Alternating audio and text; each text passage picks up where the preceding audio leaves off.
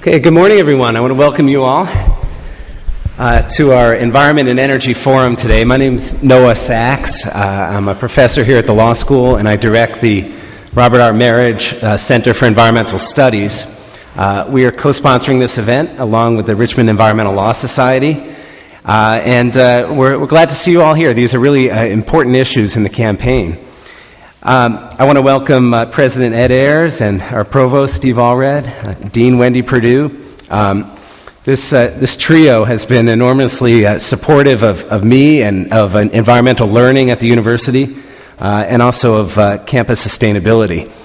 And we also have our campus sustainability coordinator here. So Richmond has been a place that has emphasized environmental and energy learning for a long time. We offer a lot of classes in the law school and at the undergraduate level. And these issues are really crucial in the campaign, from national security to jobs to economic growth to climate change. Energy and environmental issues are at the heart of both the campaign and what's going to be on the agenda for the next president. So I'm delighted to have two fabulous speakers here. Representing the two presidential campaigns. Both of them came down from D.C. today. On my left, representing the Obama campaign, is Ken Berlin. Mr. Berlin chairs the Energy and Environment Policy Committee for the Obama campaign, and he's been in this field for over 3 decades with positions at the Justice Department. He's been chairman of the board of the Environmental Law Institute. And he's practiced environmental law and chaired the environmental practice group at Skadden Arps, a law firm in D.C. He also worked on the 2008 Obama campaign and served on the transition team for the Environmental Protection Agency in 2008. And on my right, Jeffrey Holmstead will be representing the Romney campaign. And Mr. Holmstead heads the environmental strategies group of the D.C. law firm of Bracewell and Giuliani. From 2001 to 2005, he headed EPA's Office of Air and Radiation, where he led regulatory efforts involving transboundary air pollution, interstate air pollution, mercury regulation, and other high-profile measures. And prior to his service in the Bush administration, he was a partner at Latham & Watkins, and also served as associate counsel in the White House of President George H.W. Bush. So we're pleased to have them both here. Let's give them a round of applause.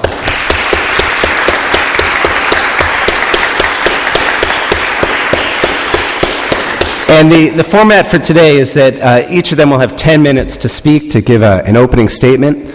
And then they'll each be able to ask 2 questions of the other side. After that, we're going to open up the floor to audience questions. And based on a coin toss, Mr. Holmstead is going to make the first statement here.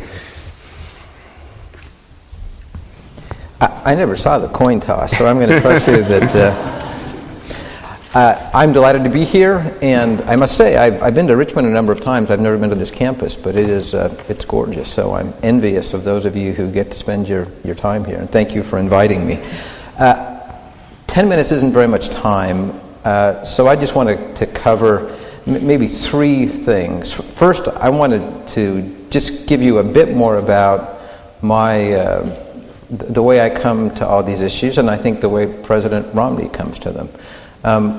In our country, we've done really a remarkable job of not only protecting but improving our environment over the last 40 years, but especially since 1990, when I think certainly the modern Clean Air Act came into place. And despite what some people say, there is a tension between protecting the environment and economic growth. If you protect the environment in the wrong way, you can have serious impacts on job and employment and other things. And so, certainly since I've been involved since 1989, there has been a real sense that we ought to use our environmental laws and the regulations and the various other programs to come up with a sensible way to find the most effective, the most efficient way to protect our environment, to achieve our environmental goals in a way that treats businesses and industries fairly, and that allows continued economic growth and development. And I will say, I was an official in both Bush administrations. We were often criticized, but if you look at the facts, many of the most important environmental achievements have come under Republican administrations, and certainly in my own time, although occasionally I was criticized and we were criticized by environmental activist groups, we did two of the most important 3 rules ever done in EPA history, measured in terms of their impacts on improving public health. One had to do with reducing diesel emissions, which involved many people in the agency and industries kind of coming together and negotiating based on technologies that were expected to become available. And as a result, I mean, some of you are, most of you are pretty young compared to Ken and me, but the black puff of smoke that comes from older diesel engines is rarely to be seen and will be completely phased out as a result of efforts really on behalf of the Clinton administration, but even more so under the Bush administration. And then secondly, we did a number of things to reduce pollution from coal-fired power plants. I say all that because I want to introduce a criticism of what I've seen over the last 4 years from this administration. The environmental statutes of the United States were set up to make this balance. But unfortunately, beginning with the environmental community, we've seen the federal statutes and regulations come to be used as weapons to stop development of almost any kind. And I think I'll have time to share a couple of particular stories. But it's not, I don't necessarily criticize the environmental movement for seeking to use them as weapons. That's their right. But unfortunately, the Obama administration, in any number of areas, has adopted that same role. And I could give you multiple examples, and if people have questions, I'm happy to go into great detail, in areas where statutes that were designed to provide clear rules and regulations, clear certainty to industry and business, have been misused to stop all kinds of development, especially regarding coal-fired power plants. And I could go, kind of case by case down a number of different examples where people who had followed all the rules, who had their permits, then had their, $5 or $10 worth and millions of dollars worth of investment, the rug pulled out from under them, notwithstanding the fact that their projects complied with all aspects of the law. And so I think it's troubling, and I don't blame this on the president personally, because I don't know that he is even aware of what's in all of the details. But his agencies have made it very hard for anyone to develop fossil fuel generation of any kind. I want to come back to that, but I want to also say something, and you have the time wrong because I didn't see what what time I started. Yeah, and also in the front row. Okay, so you have 5 heads minutes. I want people to think back 4 years ago, although it's not even 4 years ago, it's still today. We have an economy that is struggling. We have serious concerns about unemployment around the country, including in Virginia. At the same time, we have historically high prices for most types of energy except for natural gas. And we have remarkable technological achievements that have allowed us to develop our natural resources in a way that is much more efficient, that is much more protective of the environment. And so in this era, when there really is a sense of in some quarters, desperation about the lack of economic opportunities, we have private investors from all over the country who would like to develop the resources that are available on federal land. But in that context, we've had the administration make it much more difficult for anyone to access those resources. And you might say, well, these are federal lands, look at what's happening on private land. And that's absolutely true. Thankfully, and I'm sure Ken will point this out, if you look at total energy production, we're significantly up over the last 4 years because of the production that's taken place almost entirely on private land and on state lands. If you look at the lands that are under the control of the federal government, which includes all of our offshore resources, which includes a majority of the lands in the West, production has declined significantly each and every year. And I want you to think about Virginia in particular, because, and again, I think both Senate candidates from Virginia, I think there's a bipartisan agreement, and has been for several years, that offshore Virginia is a very good place for development. It was included in the last round of lease sales, or at least it was included in the last 5-year plan that was issued under the Bush administration. And look, people have all kinds of estimates about what that would mean for employment, but it would mean a lot. And kind of the most serious study that's been done of that suggests that there are somewhere in the neighborhood of 30,000 jobs, direct and indirect, that would be in place, full-time jobs, by 2020 if development were allowed in an environmentally sensitive way off the coast of Virginia. So bipartisan support, clear jobs, clear benefits to the people of Virginia, and yet that land that had previously been available was pulled off the table. Not only that, if you look at the number of leases that have been, and though some of you are public lands expert, you may be, but the way that you develop resources on federal land is to buy a leasehold. The number of leases that have been made available is at the lowest level in the last 30 years. In fact, the administration has canceled more leases than it has offered for sale. And again, I'm sure Ken has his own statistics, and we'll talk about these. But these are federal government statistics. This is not, these are not industry numbers. According to the DOE, Energy Information Agency, energy production on public lands has decreased every year under the Obama administration. Most recently, about 15% from 2010 to 2011. The fewest leases offered since 1980, and this is not only an issue for people who would seek employment in those areas, and for gasoline prices and for whatever else, but in terms of the impact on the federal budget. I do very little work for oil companies. I'm not a public lands expert, but I hear the debate over, however $1 billion a year supposedly going to subsidies for the oil industry.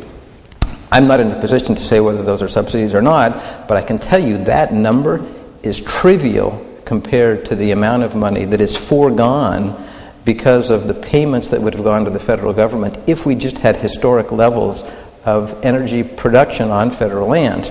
And again, there are numerous studies out there, but in general, the numbers are, if we just went back to traditional historic levels of making our public lands available for environmentally sensitive development, direct payments to the federal government in terms of royalty payments, in terms of lease payments, in terms of tax payments, over the next 10 years would be somewhere between $1 and $2 trillion. And so we have the president who attacks oil companies over $4 billion, while at the same time unilaterally taking off the table the production of lands that would provide jobs, that would provide enormous benefits to the federal budget. So I hope we get a chance to talk about more of these issues. I've used up all my time without talking a little bit more about some of the anti-coal actions that have really prevent anyone from developing new coal-fired power plants. But I suspect we'll have a chance to talk more about that during the best of the discussion. Ken? Okay, thank you, Jeff, and I'd like to thank everybody for coming today. It's a pleasure being here.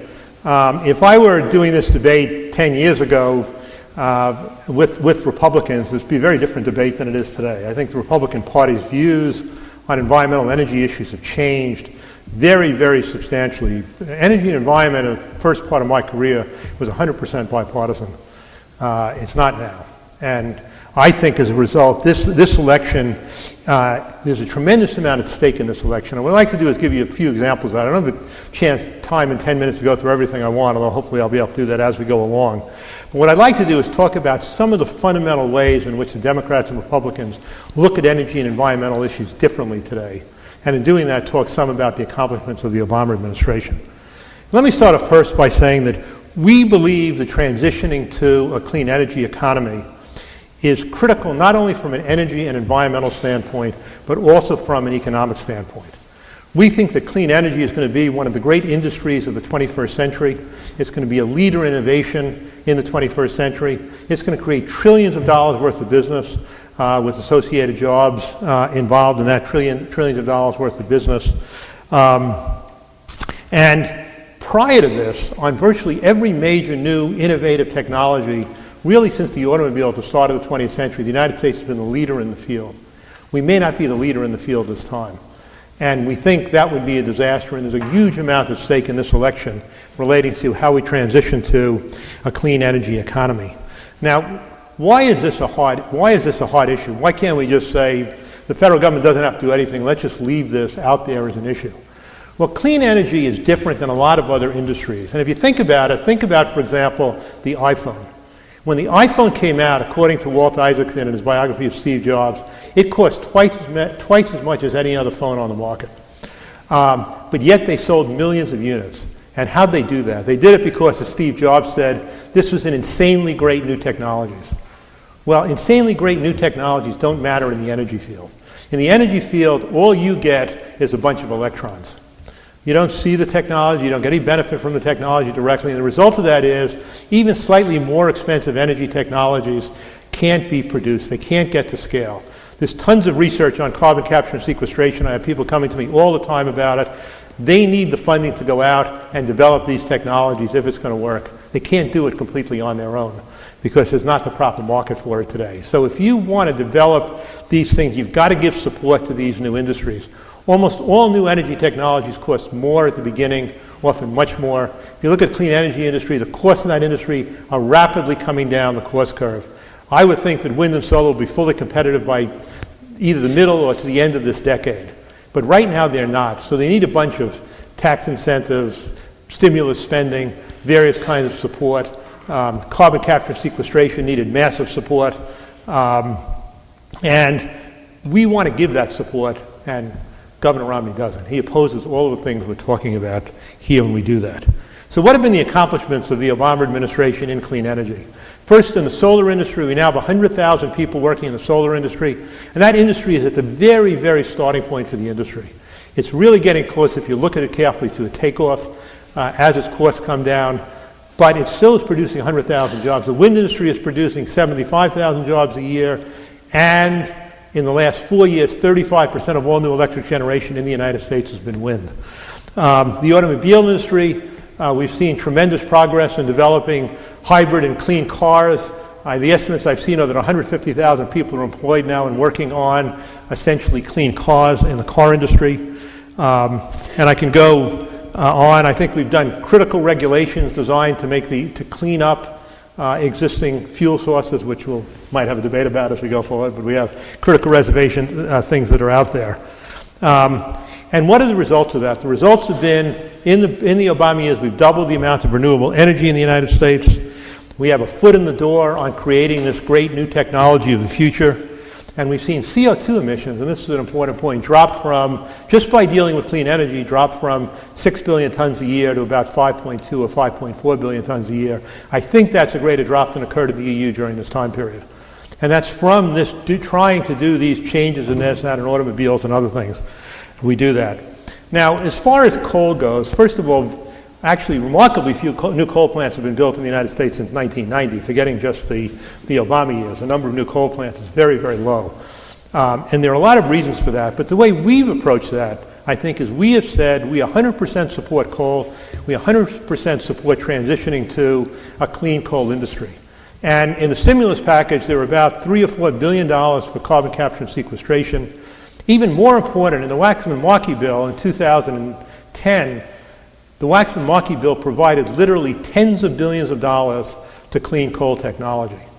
And I can go through the numbers if you want on that, but it provided tens of billions of dollars. I worked on that. I wrote 3 major papers for the Center for American Progress on clean coal and how we get it in place. I played a role in those provisions that we're dealing with. They would have given that industry the funding it needs to try and do this transition.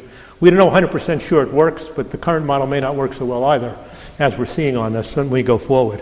The coal industry has a future. It potentially has a great future in the United States, but like any industry, I think it has to adapt to the future. I think it can. We're trying to do everything in our power to make sure that that adaptation takes place. Let me just turn to a second topic on this, which is public lands. Governor Romney said at one point he doesn't know the purpose of public lands in the United States, and he's now proposing to turn public lands regulation of public lands essentially back over to the states, and virtually all the regulation as far as we can tell, although it's not very, very specific. We do know the purpose of public lands. The purpose of public lands is really, we have a heritage that's been handed down to us by many generations on public lands. We have a responsibility to pass that heritage on to future generations, including people in this room. We think public lands can be developed in a responsible way that still allows development and still allows protects the lands we're dealing with. We, for example, there have been many, many clean energy projects that have been approved on public lands under the Obama administration. Obviously, on offshore oil, there was a setback for offshore oil development after the great leak in the Gulf. But the Obama administration has now proposed to open 75% of all offshore oil to development, environmentally responsible development, but a tremendous amount. It's opened areas in Alaska that have tremendous potential for development. So the administration is working on those public lands. And even on the domestic lands, I think last year 3 of the 5 largest sales ever of public land leases on oil and gas were done last year in 2011. We'll see how that ultimately works out. But I think that you will see development on public lands. It's true the administration canceled what they thought were ill-conceived approvals during the Bush years.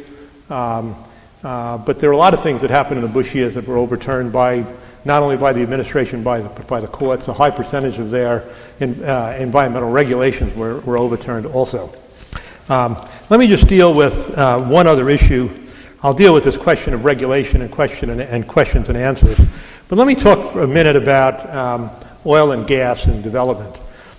We think that the critical issue on oil and gas is you've got to look at it in 2 ways. If you want to really deal with energy independence, you have to do 2 things.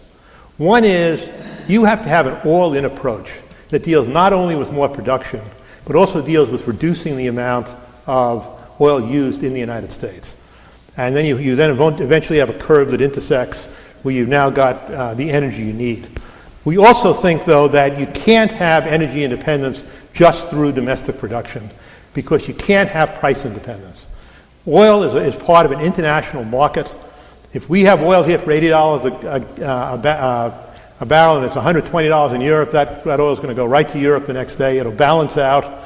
And you cannot have energy independence just from oil production alone.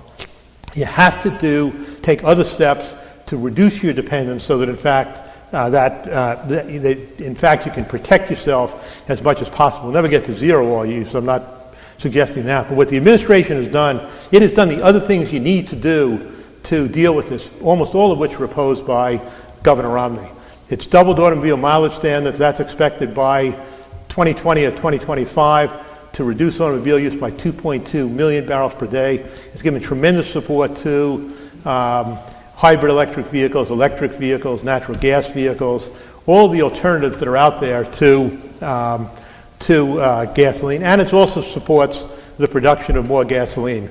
And it's working on that. It's obviously given tremendous support to natural gas, so it has supported fossil fuels in that area. It supported coal as a fossil fuel. And what have been the results of that? I'll just finish with that.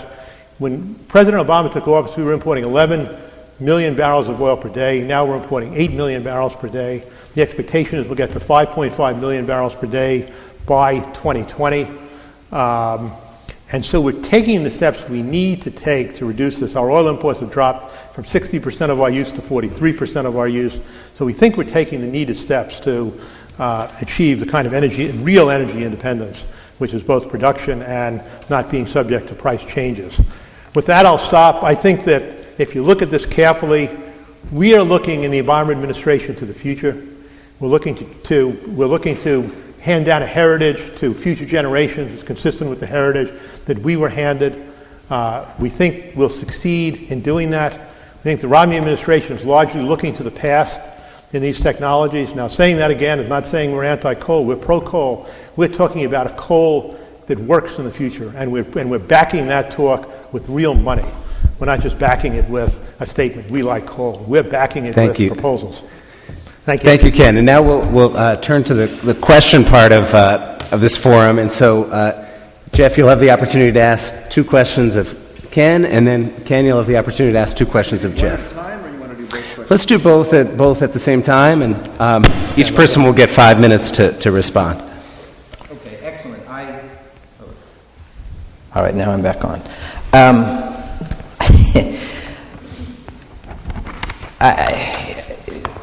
Look, maybe we can have this conversation afterwards. Some of the numbers you quoted, look, you're not a public lands guy, I can understand the confusion, but the idea that 75% of our public lands are available for production is not true. It's a tiny fraction.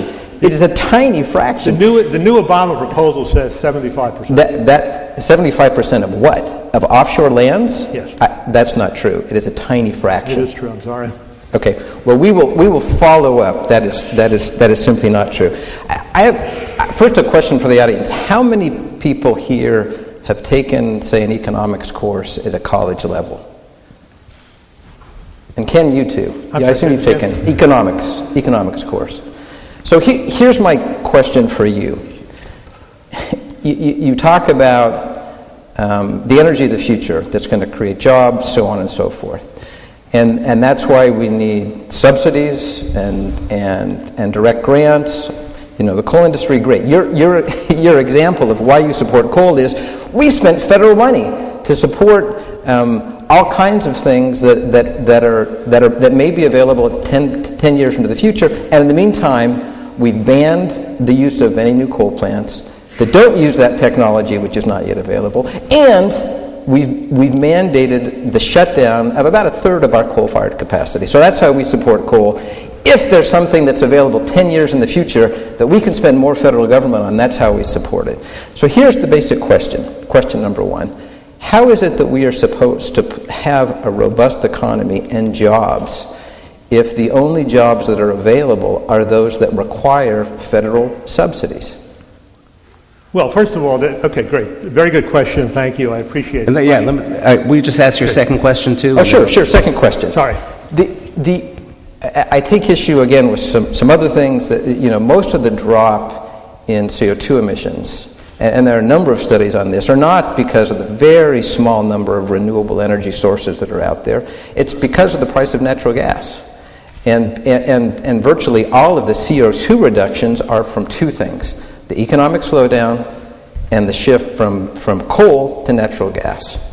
Now, one of the big issues has been, and again, this is all done with private investment, private money, the new technologies in terms of, it's mostly horizontal drilling more than fracking, but it's a combination of all of these things that have been used very effectively. Why is it that these activities in terms of drilling and production on state-owned land and why is that something that the federal government needs to regulate in addition to the states? So does the Obama administration believe that regulators in Virginia don't care about the environment agenda? They don't care about groundwater contamination, and that's why Secretary Salazar needs to come in and create a rule nationwide, because he knows more about the geology and the ecology and the local effects of drilling. So the question is, why does the federal government need to now come in and regulate something that the states have done very effectively now for decades? We've got our 2 questions. Okay, the floor is yours, Ken. Great. Well, let me start off with the economics.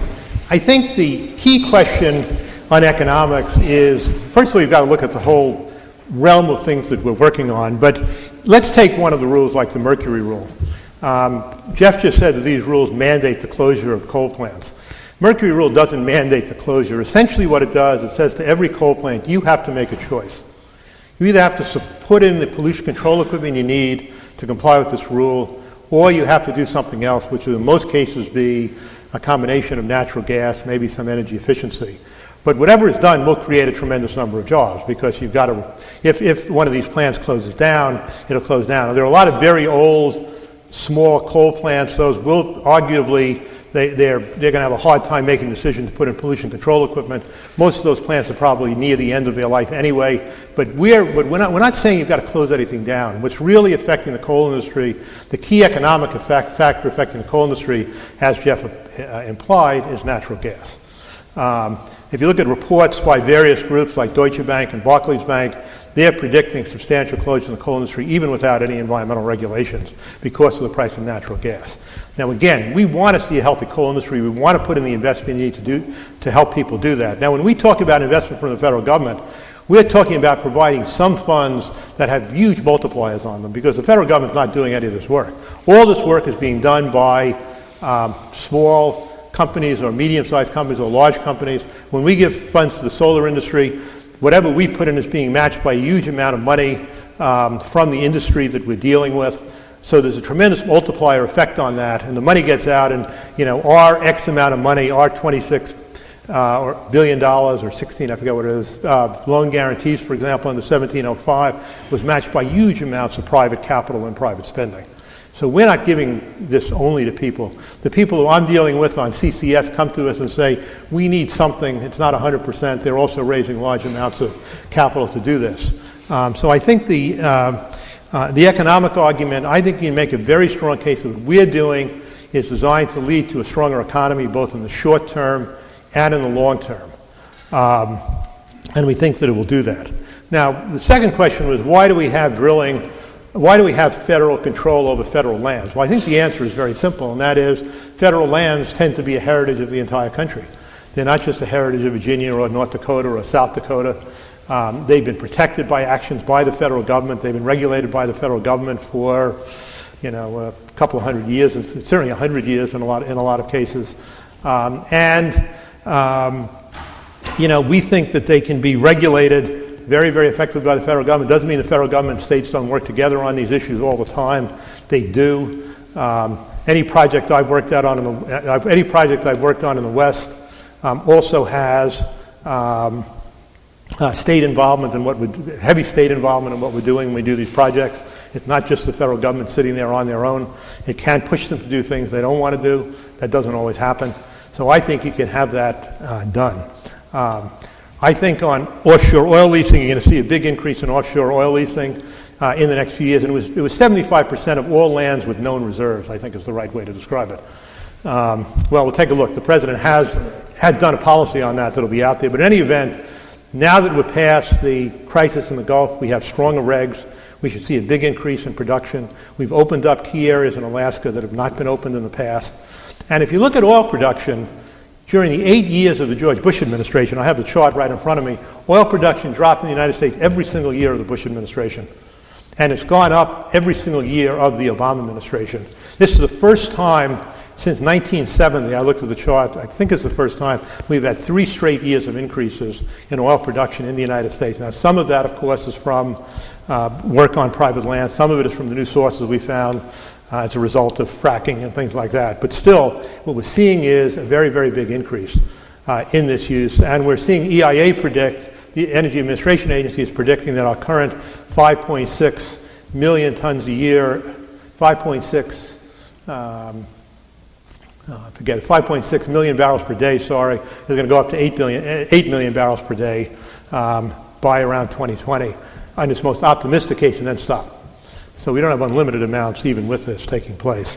So with that, let me stop and let me ask Jeff questions. Yes, go ahead. Yeah. First question is, Jeff, I haven't heard you say anything about clean energy yet. What's your view on the future of this industry? Do you think it's important? Do you agree when we say that this is a great industry of the future? And do you agree that this industry needs, at least for a period of time, additional help in doing that? I might point out that from 1918 to 2009, the fossil fuel industry got $446 billion in subsidies. From 1947 to 2000, the nuclear industry got over $175 billion in subsidies. In that time period, clean tech industries, which didn't exist the whole time, obviously got about $5.6 billion. So we need, as we did in those industries, to create the infrastructure to get their prices down has happened in those industries. So the first question is, what's your view on clean energy? The second question is, what's your view on the relationship between environmental protection and development on public lands? I'm going to give this a real soft question, but what's your view about that? Because when you hear Governor Romney speak, it sounds like it's all production and no protection. In fact, it sounds often when you hear the Republicans speak that we just can't afford to have environmental protections in place. What's your view about that? What role does it play, and how do you balance those out? Okay, no. I'm happy to answer both those questions. I think my own view, thankfully shared by Governor Romney, is we should have a level playing field that lets all of these technologies compete. I don't know that the government's role is to pick winners and losers in the marketplace. The whole idea, and again, you know, the definition of clean energy depends a little bit on who you ask, but it now seems to be the energies that Ken and the Obama administration like for the future, regardless of whether they're economic, regardless of whether they make sense for the economy. So President or Governor Romney has been very clear in saying he supports a level playing field for all of those technologies. So he is in favor of wind. In fact, he's been very critical of the amount of time it takes to get permits to do anything on an energy project, whether it's solar, whether it's wind. We ought to have a predictable, fair process that lets all of these technologies compete. But rather than defining success as providing enough subsidies for an uncompetitive technology to survive, he believes success should be defined by eliminating barriers that might prevent the best technologies from going forward. Now, you certainly don't ignore the differing environmental impacts of these technologies. All of them have different environmental impacts.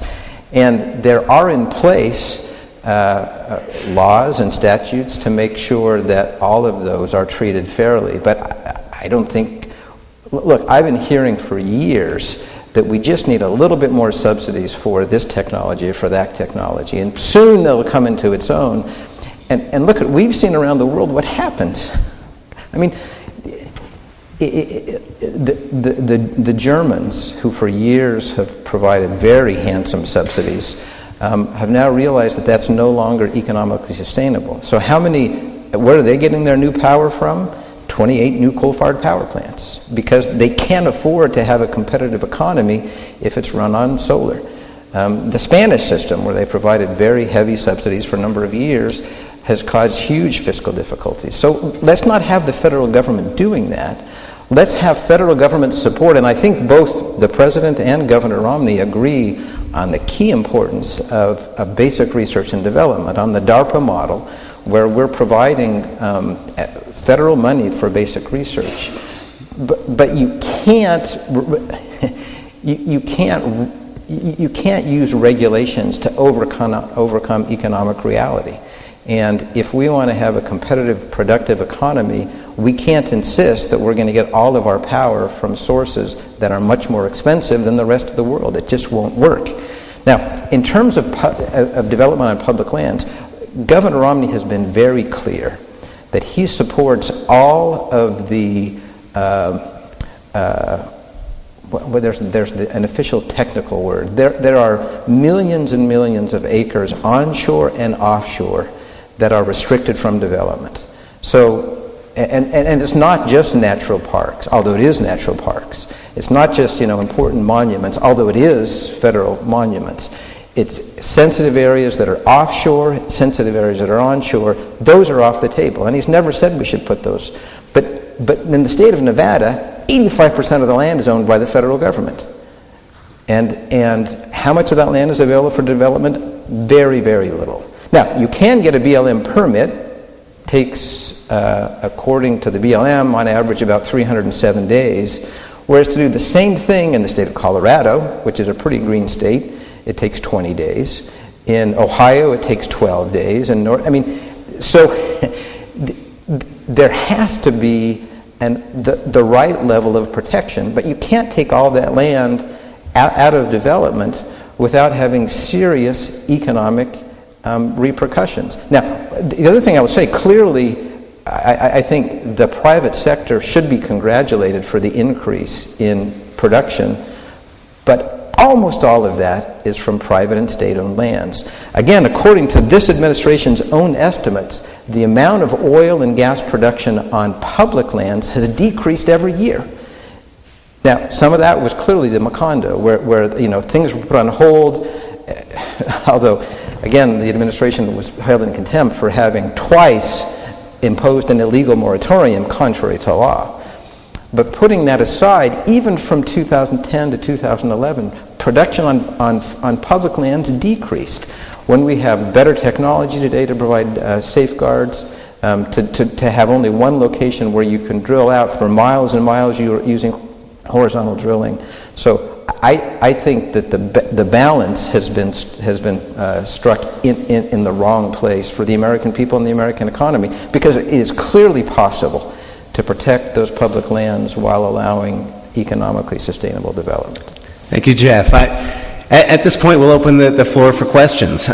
We have a mic there, and I think some portable mics as well. I would ask you to come up and use the mic for your questions, and please keep them short. You can ask a question of one or both of the speakers.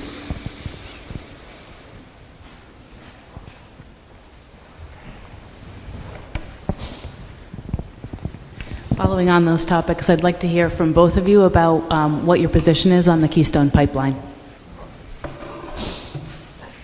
This is a hard one for Ken. I'll let you go first. I don't think it's a hard question for me. The position on Keystone is relatively straightforward.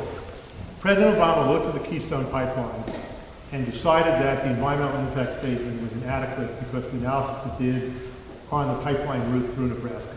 So he blocked the pipeline for that reason. They've now redone the route. They're going to redo the environmental impact statement. It hasn't been done yet. And that's the only thing that's happened so far. So he hasn't blocked the pipeline because the oil is coming in from Canada or anything like that. He's blocked the pipeline so far because of an inadequate environmental impact statement.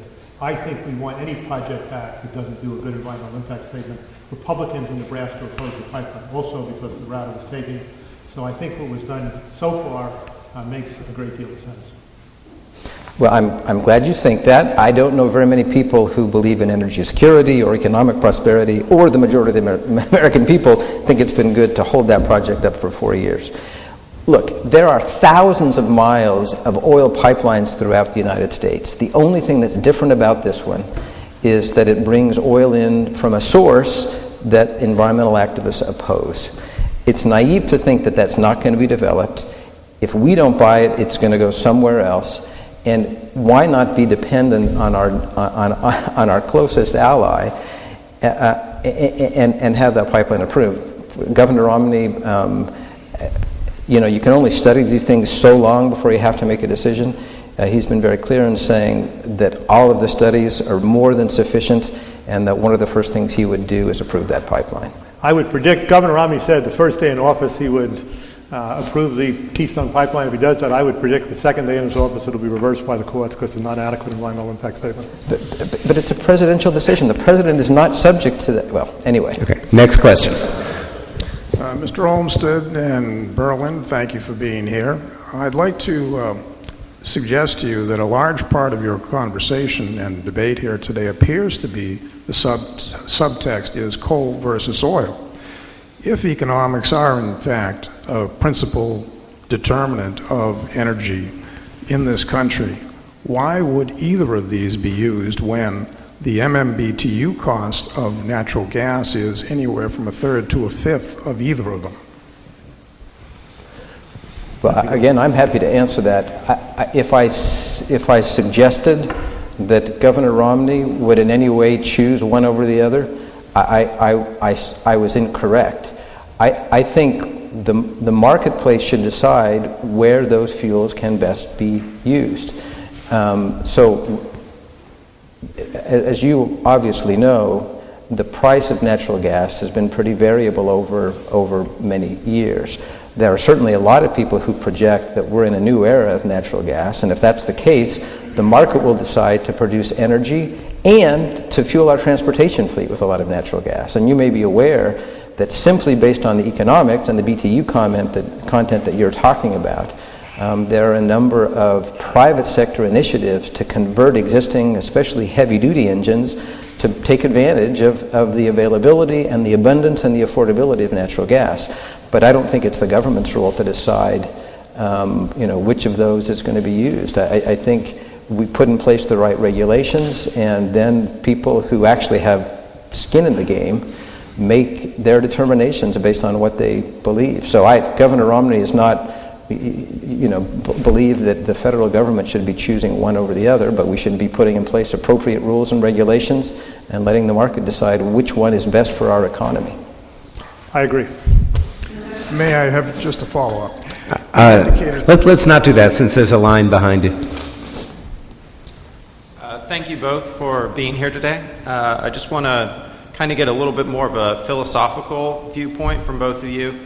I don't think anybody would disagree that environmentally and economically the world is becoming more interdependent. And one of the things that our economy has done very well in the oil and gas industries was exporting our technologies that were developed here abroad. What are your views for developing energy and environmentally friendly industries in America for the purpose of potentially exporting those technologies? You want to take that one first? Yeah, well, I think we're probably both in favor of that, but it'd be hard to argue with that concept. But I think we are doing that. I mean, look, the reason we want to see a wind industry develop, the reason we want to see a solar industry develop, is because there'll be gigantic markets, not only in the U.S., but around the world, for products from those markets. On automobile batteries, for example, I saw a study recently that said that they thought by 2016 we'd be able to produce 40% of the advanced batteries for vehicles that are needed by the entire world. So obviously we want to have exports on this. We want to develop very, very strong industries when we do that. Just to go back to something that was said a minute ago, I've never understood this argument of picking winners and losers. I don't think that has any validity at all. I mean, obviously we're saying we want to develop a clean energy industry. That's all we're doing as far as winners and losers go. When we get to actual projects, you judge every project by its economics and how well it works. My law firm, Skadden, I think, did 5 of the largest solar projects in the 1705 program, and it was a very competitive look at this from an economic standpoint. So you are basically saying we think we need to develop these industries, and there can't be a level playing field until they become price competitive. And what if they never become price competitive? I'm sorry? What if they never become price competitive? Well, we've been hearing for 30 years it's just about to become price competitive. Well, but if you look at their cost chart on the cost of this, they're a straight line going down. There's been a tremendous reduction in solar in recent years. Most studies think they will get cost competitive. I agree. I mean, if by 2020 you're not anywhere, maybe that's an issue. But there's every reason to think that these technologies become cost competitive. And by helping them, you're doing what you've done for every other energy industry in the United States by giving them these subsidies as they develop. It's needed in the energy industry for the reason I said. You can't develop great, innovative new technologies in this industry that are necessarily cost competitive on the first day. I don't care how much research you do, whatever you come up with, even if it's an insanely great technology, it may not be cost competitive on day 1. It may be on day 3, 10, or whatever the date is. But they're very hard to find examples of cost competitive on day 1 in these industries. Jeff, you want to speak to the issue of exports? Just quickly, I think we ought to continue to foster an environment and an economy that encourages people to be creative and innovative in all of these technologies, and we ought to make it possible for those to be exported throughout the world. Governor Romney has been very clear in saying that we need to eliminate all of those barriers to all of those technologies. So he's, again, the Obama administration has said, well, on these permitting issues, we're going to move all of the wind and the solar to the front of the line, and that means we're going to put everything else on hold. What Governor Romney has said is we need to have a much faster, fairer, and more predictable process for all of these, for wind, for solar. We don't need to study 3 years, at every these projects and allow multiple levels of review, and we need to get out of the way of people who want to do creative, good things, both in terms of export restrictions and just in terms of kind of the permitting process that takes forever. Thank you. Thank you both for speaking to us, but this is like a very specific question. But as you both know, the production tax credit has been a large incentive for a lot of alternative energy research and renewable energy research and development, and it's kind of the development and has basically followed boom and bust cycles with an extension and the lapse of the production tax credit. And it's set to expire in January 1st, 2013. What are the candidates' plans to either let it die or continue it?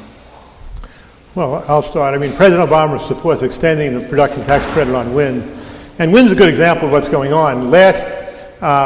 In the last 4 years, I said 35% of all new electric generation capacity in the U.S. has come from wind. Production tax credit for wind effectively ended January 1st of this year. It doesn't end until December 31st, but you've got the gestation period of a new project for about a year. There's been virtually no wind proposed in new projects since then. So we're going from a major player in this market to nothing. That essentially means that wind is somewhere between 0 and 30% more expensive than existing technologies out there. It is coming down the cost curve. It's not a gigantic difference. If you could look at the benefits of the projects when you price it, you might get a different result. But remember, it's competing against projects that are very high in carbon emissions, which aren't included in the cost. People can't really, public utility commissions. There was a wind project turned down. I think it might have even been in Virginia a year ago that raised prices like 0.2%. It was proposed by the utility. So you can't get these technologies out there until you get their cost down. You need the PTC to do that. Governor Romney opposes the PTC extension. Yeah, Governor Romney has opposed his basic view has been we ought not to be spending a lot of taxpayer money to support industries that can't be competitive in the marketplace. And I've been in this business since '89, and we've been hearing that we just need 3 more years and wind will be competitive. That's how long we've been providing these subsidies. So he said he would prefer to deal with the PTC in the context of overall sort of tax reform. But when asked on this particular one, he said, look, my approach is very clear. We ought not to be spending billions of dollars to support industries that can't stand on their own. Thank you. Thank you. Neither of you gentlemen have directly addressed global warming. In the context of Mr. Holmstead's vigorous defense that we need to use all of our coal resources, and in the context of the argument over why do we need federal government regulation, I ask how in the world we intend to control a global issue like global warming. And as a biologist, I go back to the fundamental law of the commons. How are we going to do that without extensive and rigorous federal regulation? And how could it possibly be left up to the private market to address an issue which affects people that are not within their market? I can go first. Thank you. That's a very, very good question. Look, the administration tried in its first 2 years to address global warming directly with its cap and trade program. They patched a massive bill that would have reduced CO2 emissions to the needed level by 2050. It got through the House. It was blocked in the Senate. So they tried to do that. So then the question becomes, what do you do in the interim? If you can't raise the cost of carbon, can you in fact lower the cost of clean energy? So this can in fact happen, that we can in fact start this transition away from heavily polluting sources. And again, as I've said before, we've been providing the support to do that. We've given huge amounts of support to the clean energy industry, both in the stimulus program and in these various tax incentives. We've dealt with the transportation sector by increasing mileage standards. The administration supported nuclear in this. It supported natural gas. It supported converting coal into a clean energy industry. So, and it's backed all these up with very, very significant funding. So it's taken the steps. Jeff is obviously right that some of the decrease, a significant part of the decrease from 2009 to 2012 is because of economic conditions. But you're seeing put in place all the steps you need for that to continue. So that in fact you can have a significant decrease in the next 4 years if President Obama is reelected. But By saying that, I'm not saying that, and I don't know what the administration's position is on this, that there might not eventually be a need for more legislation on that level, but I think the way we've been approaching this since defeat of cap and trade is to try and encourage clean energy industries, better automobile transportation, nuclear, natural gas, clean coal as the way to really try and start addressing this issue directly. And as long as we can keep bringing things down at a pace comparable to what was in the legislation, we haven't really given up the ghost yet in dealing with this issue. Jeff? Yeah, this is an issue that I personally have spent 20 years thinking about, as you obviously have, and I've had the chance to talk with Governor Romney about it. It is a tough issue for the following reason. You said, this legislation would have brought down emissions to the needed level by 2050. That's just not true. They would have brought down U.S. emissions by a significant amount, but they would have done essentially nothing from a global perspective and if you look, and the Obama administration agrees with this, and their view has been, well, if we take this step, then that increases the likelihood that other people will follow our lead and make energy more expensive in their countries. And I've been involved in these conversations. Look, it's a serious issue, but it's also a serious issue to look at at economic conditions in most of the world, where you have people in China and India who don't have access to any electricity or perhaps only a little bit. And until there is technology that can satisfy their desire for the basic things that we enjoy, that is cost competitive and has low carbon emissions, we're not going to be able to solve it on our own. And that's why Governor Romney has said, the whole idea that we're going to solve this global problem by increasing the cost of energy here, A, is naive, B, it just makes our industries, especially our energy intensive industries, less competitive. So if you're in a global marketplace and your energy costs are 20% higher, you can no longer afford to produce iron or steel or chemicals or fertilizer in the United States. You go, and those jobs and those businesses and those emissions go somewhere else. So I think we all need to be honest and say this is a serious problem, but the only way we are going to be able to solve it is to develop new technologies that will change the way the world works today. Because if what we do is just find more expensive ways to produce energy, how are they going to be adopted in China or India or Indonesia or Mexico, where there's not only a political imperative, but a moral imperative to provide people with electricity, for lighting, for refrigeration, for other things?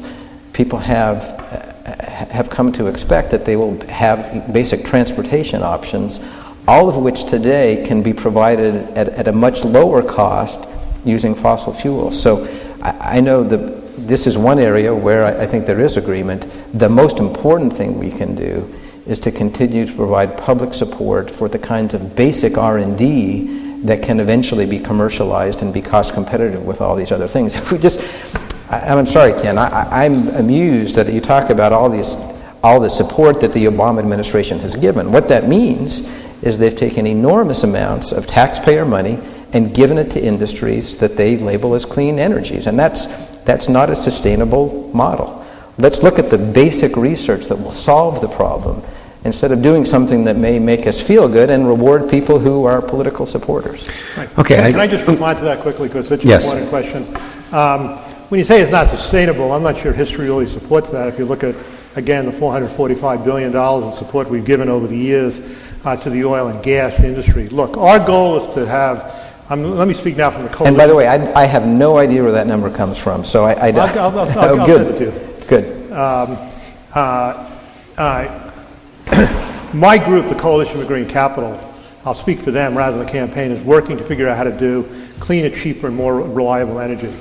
And the key is to develop these technologies over the next 5 or 10 years, give them the kind of support they need so they don't have to be more expensive than they were implemented. We 100% agree in the United States even, you can't raise the cost of energy significantly with wind or solar or anything like that. So the key is to keep the cost low while we're doing that. That way all businesses can do fine on that. The amount of government support is relatively moderate.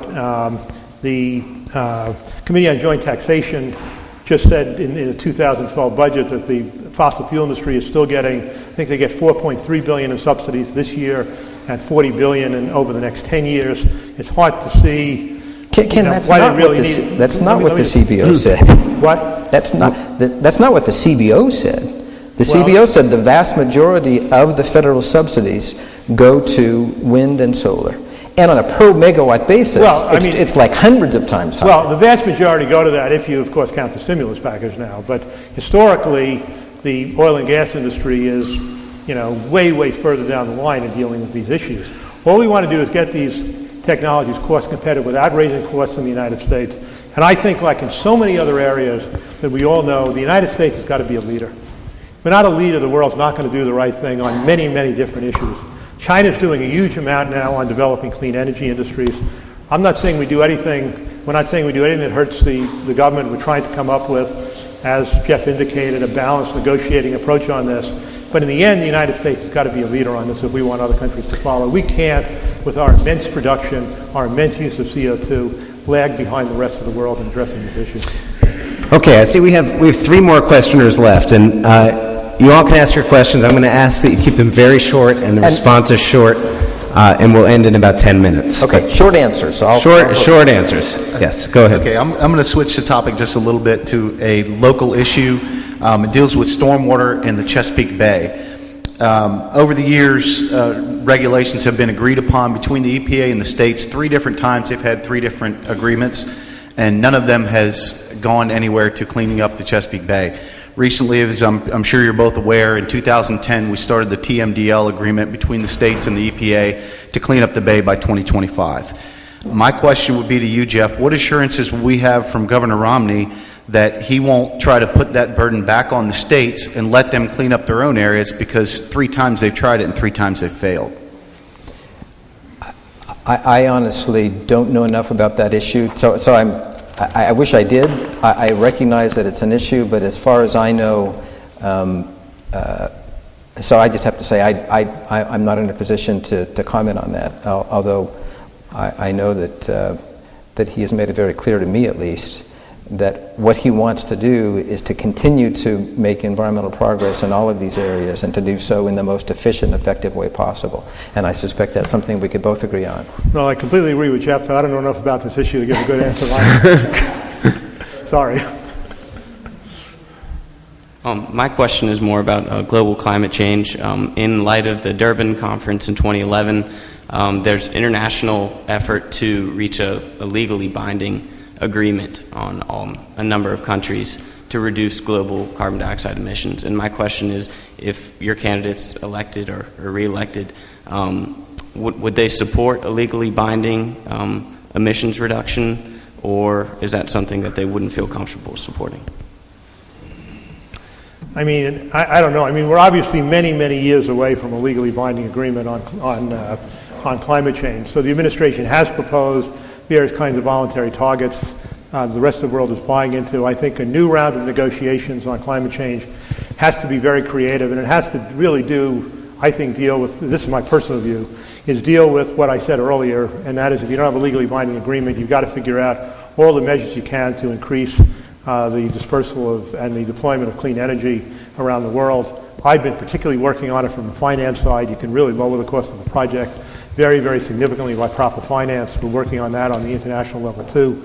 So I think that's the way we're going to have to approach it. It doesn't matter whether we want a legally binding agreement or not. We're not going to get one for a long time. I think we agree on that. Jeff, you want to respond? I think the answer is whether President Romney would support I think it depends on what the agreement is. I mean, I don't think you can ask that question in the abstract.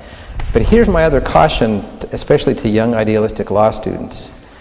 Environmental law is littered with legal requirements that have not been met, right? I mean, we have those in a number of areas where we say, aha, here's a problem, we need a law to solve that problem. If the law is unachievable for political or economic or technological reasons, it won't be complied with. And I can point you to many examples in California, even at the federal level, where we say, aha, here's a problem, we'll pass a law to deal with it. So I don't want to minimize the importance of international negotiations, and I think the rule of law is important, but I think we make a mistake if we turn the law into something that's just kind of aspirational.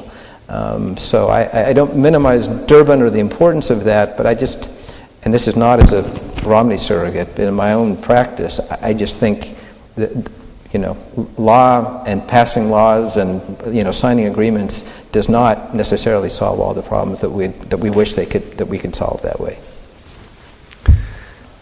Yes, last question.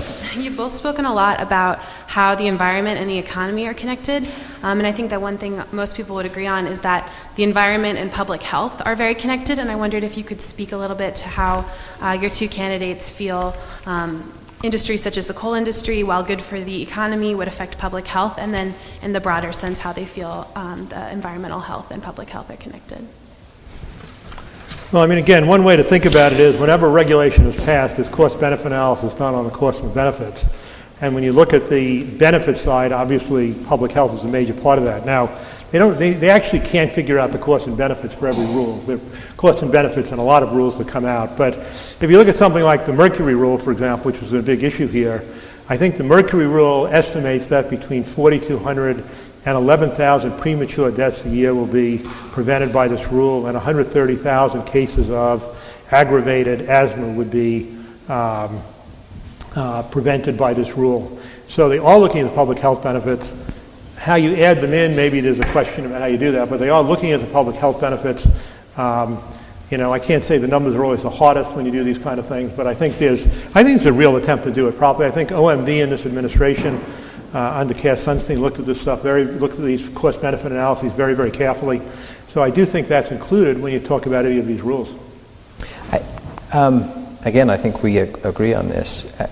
And I've spent my life dealing with these issues, and I think the Clean Air Act is probably, from a public health perspective, perhaps the most important legislative accomplishment that we've ever had. My concern is, and again, this is someone who practices Clean Air Act law for 20 some odd years, in many cases we could achieve those same public health benefits at a much lower cost, and I think we ought to be doing that. But I don't think anybody disagrees that making sure that we breathe clean air, that we have access to clean water, provides important public health benefits, and even beyond that. There are important environmental benefits that can't necessarily be looked at as public health benefits, but that we all value and support. And I know that's the way Governor Romney feels about them as well. All right, thank you all for your great questions. We do have a reception outside if you'd like to stick around and talk some more. And let's give a round of applause for our representatives. Thank you, Jeff. Thank you.